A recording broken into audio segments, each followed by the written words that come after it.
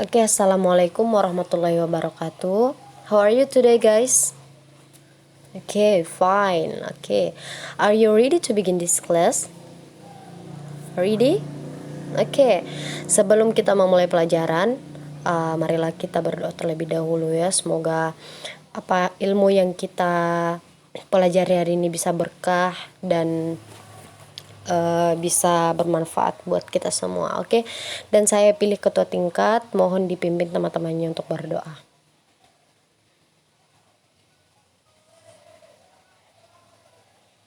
Oke, selesai. Jadi sebelum itu kita absen dulu. Apa ada yang tidak hadir? Oke, hadir semua, alhamdulillah. Jadi sebelum memasuki materi, saya akan bertanya terlebih dahulu. Apakah ada yang sudah pernah mempelajari materi tentang gerund dan infinitif, atau yang bisa menjelaskan sedikit tentang gerund atau infinitif? Atau gerund aja dulu, gerund saja dulu yang dijelaskan, oke? Silahkan. Ya, kepada Arwin, silahkan dijelaskan apa itu gerund. Ya, betul sekali. Jadi gerund adalah kata benda yang terbentuk dari suatu kata kerja dengan menambahkan akhiran ing. Ya, jadi sangat mudah ya. Gerund ini sangat mudah untuk mengetahui kata kerja yang diberi akhiran ing. Misalnya satu kalimat, misalnya satu contoh kata kerja work menjadi working. Nah, itu sudah perpaduan antara verb plus ing. Jadi rumus gerund di sini verb plus ing. Work berubah menjadi working. Kemudian selanjutnya adapun beberapa verb atau kata kerja tertentu yang diikuti oleh gerund. Ada beberapa di sini. Kita bisa lihat sendiri, ada admit, continue, detest, excuse, imagine, notice, quit, suggest, can't help, appreciate, devour, dislike, face, keep, postpone, reason, stop, can stand. Jadi itulah beberapa kata kerja atau verb tertentu yang diikuti oleh gerund. Kemudian, gerund dapat digunakan sebagai subjek atau objek setelah preposisi ataupun pelengkap pada suatu kalimat. Nah, saya akan memberikan contoh-contoh gerund yang lengkap dengan kalimat-kalimat ya. Jadi saya akan berikan tiga contoh gerund yang lengkap. Jadi di sini ada yang pertama itu kalimatnya she lives without speaking.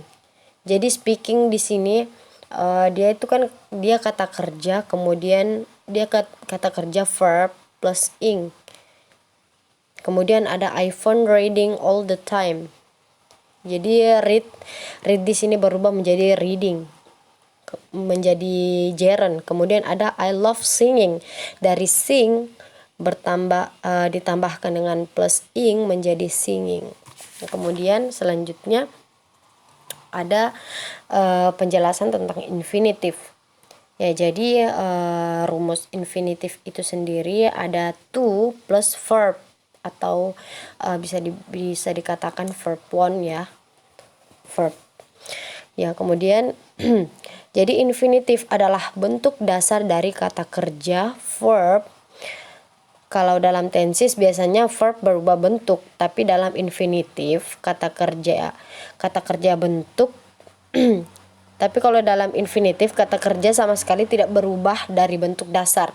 Nah, misalnya she went to the market to buy vegetables. Ia pergi ke pasar untuk membeli sayuran. Nah, contohnya seperti itu. Kemudian pertanyaannya, when should we write infinitive? Lalu kapan kita harus menggunakan infinitif? Nah, di sini ada beberapa contoh ketika kita kapan kita harus menggunakan infinitif. Di sini ada menunjukkan tujuan atau niat untuk melakukan sesuatu. Misalnya kita mau melakukan sesuatu, contoh kalimatnya I came here to meet a client. Jadi saya di sini untuk bertemu klien. Jadi To meet itu kalimat infinitif to meet. Jadi dia itu memang sudah berniat untuk melakukan sesuatu. Jadi seperti itu contoh yang pertama. Kemudian ada sebagai subjek dari kalimat.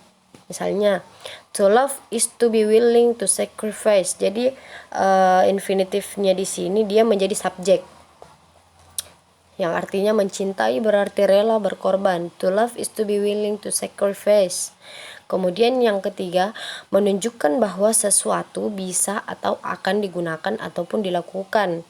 Nah, misalnya contohnya don't you have homework to do?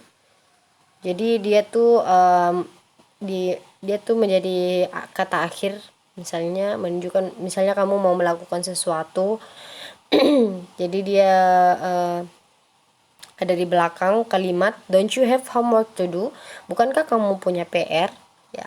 Kemudian ada yang keempat, digunakan setelah kata sifat atau adjectives, biasanya digunakan dalam format dalam rumus as subject for plus to i plus to be plus kata sifat adjectives plus for or of plus object plus to infinitive.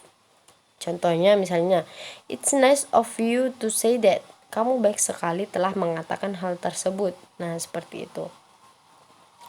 Jadi infinitifnya itu setelah objek, digunakan setelah kata sifat. I'm so sorry. Jadi infinitifnya itu digunakan setelah kata sifat. Seperti itu. Kemudian yang kelima ada untuk memberikan komentar didahului oleh kata benda atau noun. Ya, seperti misalnya contoh kalimat Arwin is the best partner to work with. Jadi Arwin adalah partner terbaik untuk bekerja sama.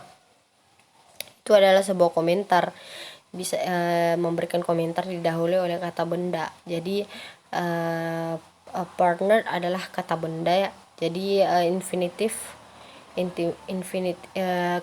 bisa didahului oleh kata benda tersebut. Kemudian selanjutnya ada infinitif dengan kata adverbs atau kata keterangan, biasanya digunakan bersamaan dengan kata keterangan terlalu, to atau cukup, enough. Contoh kalimatnya there isn't enough time to study. Tidak cukup waktu untuk belajar. Jadi jadi kalimat ini menunjukkan kata keterangan waktu.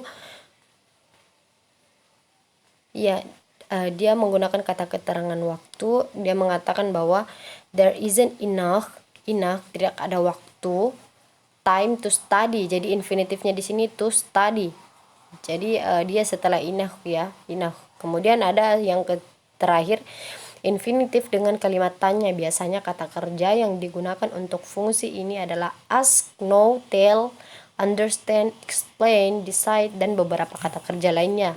Diikuti dengan kalimat tanya, how, when, where, and dan teman-temannya yang lain ya. Dan infinitif, jadi contoh kalimatnya, do you know how to operate this machine?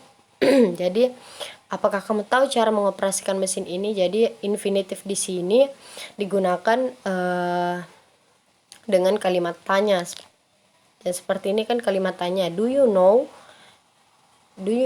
dia itu bertanya apakah kamu tahu cara mengoperasikan. Do you know how to operate this machine? Jadi infinitifnya itu to operate. Do you know how to operate this machine? Oke.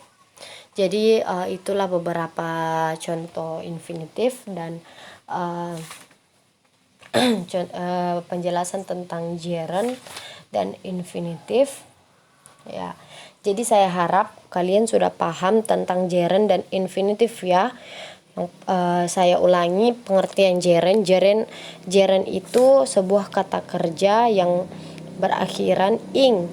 Jadi verb plus ing itu rumusnya. Kemudian kalau infinitif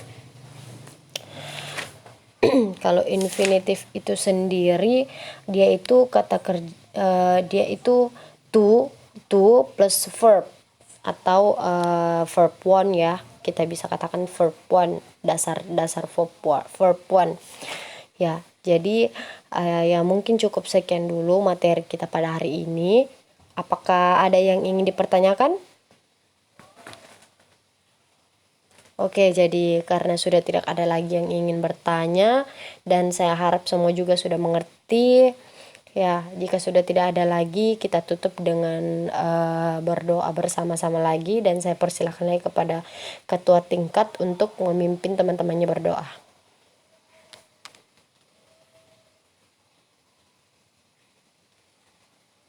Oke, semoga pelajaran kita pada hari ini bisa bermanfaat. Ya, sampai di sini dulu materi kita hari ini. Akhir kata, wassalamualaikum warahmatullahi wabarakatuh.